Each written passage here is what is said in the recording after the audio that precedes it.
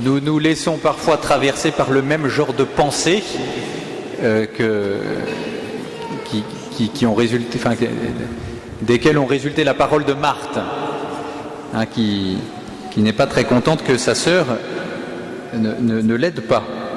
On se laisse parfois traverser par le même genre de pensée en se disant que la prière ne sert pas à grand-chose ou que si elle sert, il faut surtout des actes derrière, hein, parce que la prière sans les actes, ça ne sert à rien.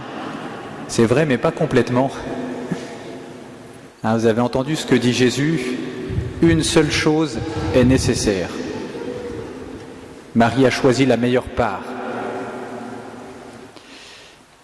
Alors face aux attentats à cet attentat de Nice, nos évêques nous appellent à prier en particulier pour les victimes. Entre parenthèses, cette prière, elle est plus que nécessaire. Toute mort est douloureuse, la mort de nos proches, une mort violente l'est encore plus. Pour les proches, mais aussi pour les victimes, Saint Pierre nous dit que le temps est une miséricorde de Dieu. Le temps que nous avons sur cette terre est un don que Dieu nous fait pour pouvoir nous convertir, pour aimer davantage, pour servir Dieu davantage. C'est une miséricorde de Dieu. Alors quand on arrache les gens par une mort violente de leur vie sur terre, sont-ils prêts? Est-ce qu'on n'est pas en train de leur voler le temps que Dieu leur avait donné pour se convertir? Peut-être l'était-il. Il n'appartient pas à nous de le dire, mais en tout cas, il nous appartient de prier pour le salut de leur âme. Face aux attentats, nous sommes donc appelés à donner beaucoup de réponses, sûrement une réponse de développer une capacité plus grande d'aller vers l'autre, sûrement, mais d'abord de prier. Et parfois nous sommes traversés par la même pensée que Marthe en nous disant « Bon, on va prier, on va dire la messe, mais c'est pas grand-chose. » Je sais pas si moi ça m'a traversé l'esprit. Je me suis dit « Bon, une messe de plus, une prière de plus, on nous demande de prier, qu'est-ce qu'on peut faire d'autre ?» Mais non, c'est ce qu'il y a de plus grand que nous puissions faire.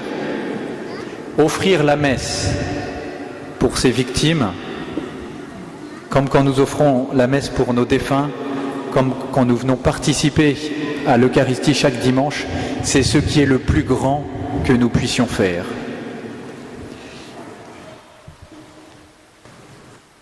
Les saints nous le disent. Je pense au bienheureux Karl Leissner, il n'a célébré qu'une messe dans sa vie. Il a été ordonné prêtre à Dachau et mort d'épuisement juste après la libération du camp. Il n'a célébré qu'une messe. Je pense à une bienheureuse malgache qui s'appelle Victoire, la première femme, la première béatifiée malgache, qui un jour, en rentrant dans une chapelle, dans une église catholique, a compris qu'il y avait une présence. Il est là. Elle a compris ça. Elle a compris que Dieu était là. Elle ne le connaissait pas, mais elle a compris qu'il était là. Il y a un trésor. Alors je le dis souvent, c'est peut-être pas la première prédication que je fais sur ce thème, mais c'est le cœur, c'est la source de notre vie. Durant la messe, en effet, Jésus-Christ lui-même vient présenter à Dieu les misères de tous les hommes. Et il vient nous racheter de nos péchés. Jésus-Christ, par le prêtre, vient présenter nos misères au Père.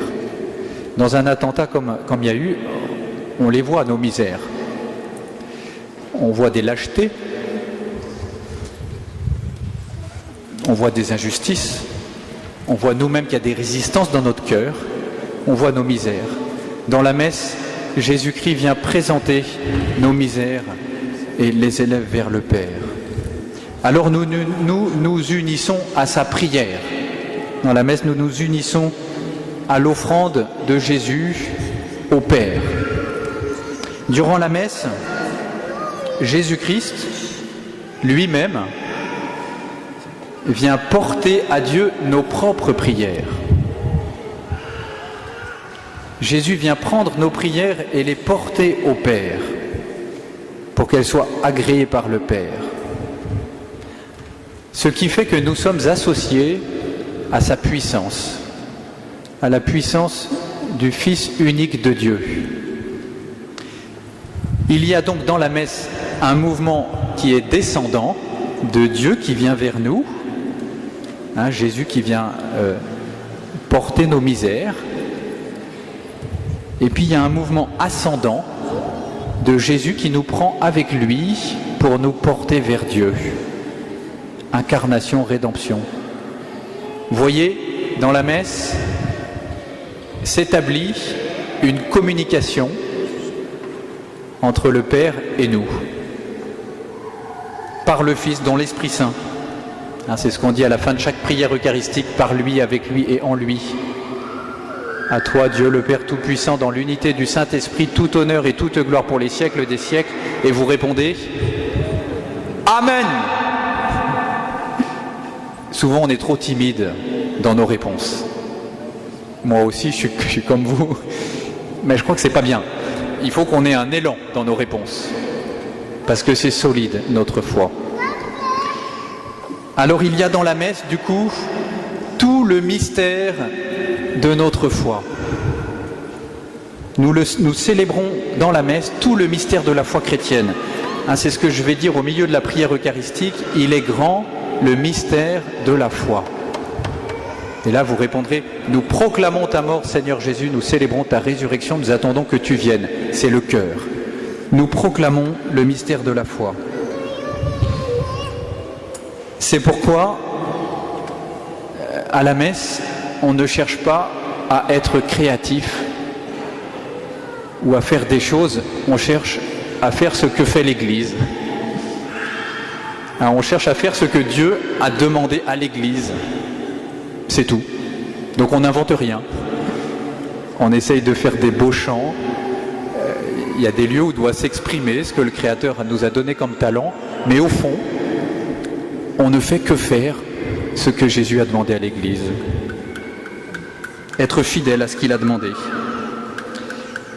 Alors du coup, ça permet, puisque nous sommes fidèles à ce que l'Église nous demande de vivre dans la messe, ça nous permet de déployer tout le mystère de la foi. Parce que sinon, on serait à la merci de la créativité des uns ou des autres, de l'intérêt du prédicateur pour tel ou tel sujet de la foi, alors qu'en fait, notre foi est très vaste et mérite que nous attendons sur chacun de ces aspects. En suivant l'Église, c'est ce que nous vivons.